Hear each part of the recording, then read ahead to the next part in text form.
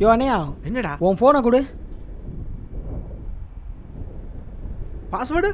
பங்காரம் தானே, தெரியும் தெரியும். ஓமாடா. என்ன ஒரு மானங்கிட்ட சிரிப்பு.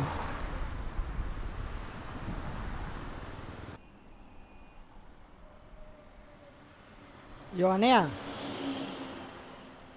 மிஸ்டர் குளோபல், சொல்லடா. நீ இன்னும் எலுமிச்சோட அக்காவை மறக்கலைல்ல?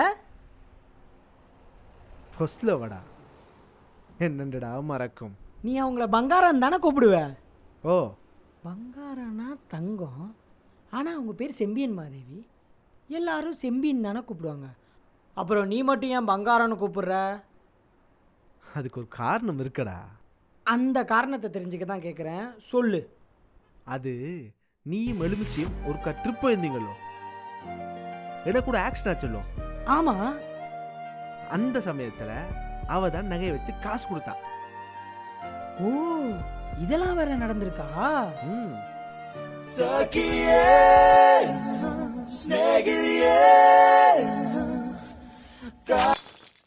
சரி, அந்த நகையை மூட்டு கொடுத்துட்டியா?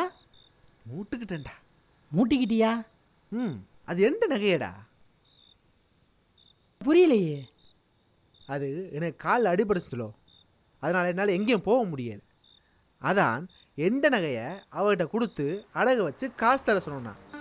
என்ன விளங்குதோ? அதனால தான் உனக்கு அவங்க மேலே காதல் வந்துச்சு.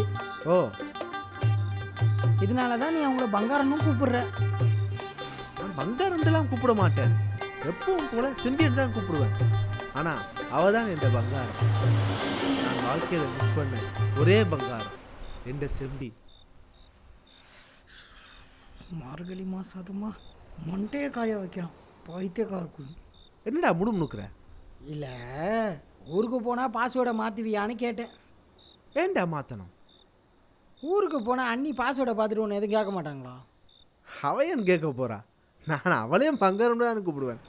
நான் ஒரு காதல் கதைன்னு நான் கேட்டேன் பார்த்தியா? என்னை காரி துப்பிட்டு வண்டி எடு.